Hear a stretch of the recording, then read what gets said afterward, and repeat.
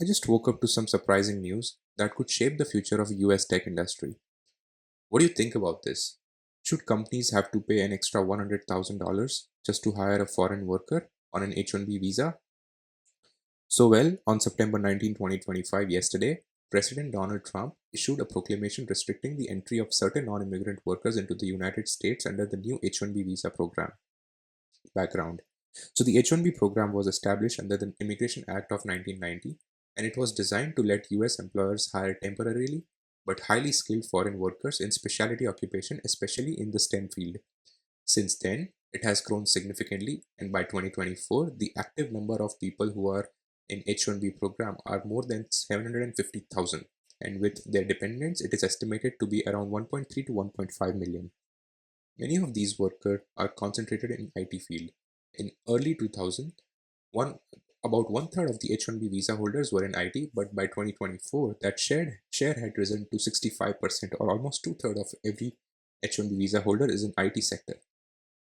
Supporters argue that the program fills crucial skill gaps. Critics claim it has been misused to replace US-based labor with lower-cost alternative, suppress wages, and create market imbalances.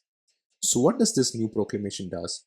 Beginning 21st September 2025 and lasting for 12 months, the new H-1B entrants from abroad will only be allowed if their sponsoring employer pays an additional $100,000 per worker on top of already existing fees.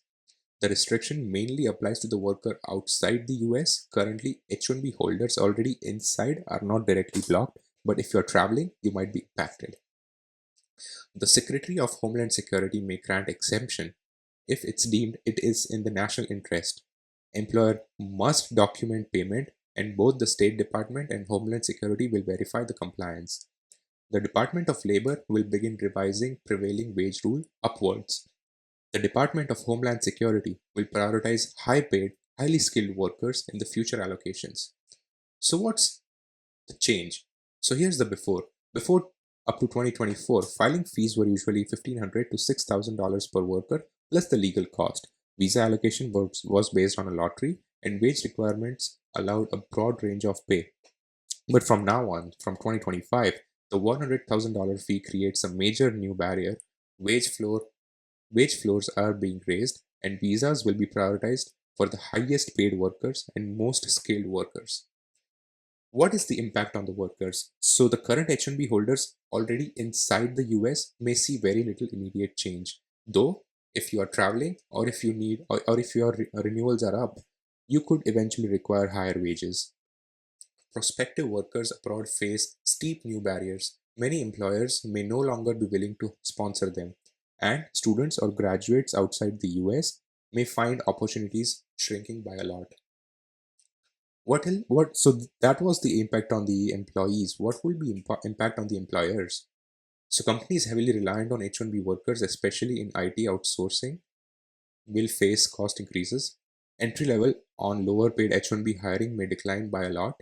Employers may focus on only the most specialized role where the cost is justifiable. Some may shift work abroad or expand remote teams instead, and wage costs may rise across the board as employers compete for talent. Here are some of the broader consequences. Fewer new H-1B workers may enter the US starting in 2025. The domestic job market may see shifts in availability and wages, and in some specialized areas, the US could face skills shortages. Companies may rethink their growth strategies, outsourcing more, or restructuring how they use talent globally. Although within a year, agencies will recommend the government whether to extend or renew this restriction. In closing, here's the big question again. Is this new fee and restriction going to shape how companies hire talent, or will it reduce the flow of skilled workers into the US? The H-1B program has always sparked debate, and this proclamation marks one of the most significant changes in decades. What do you think?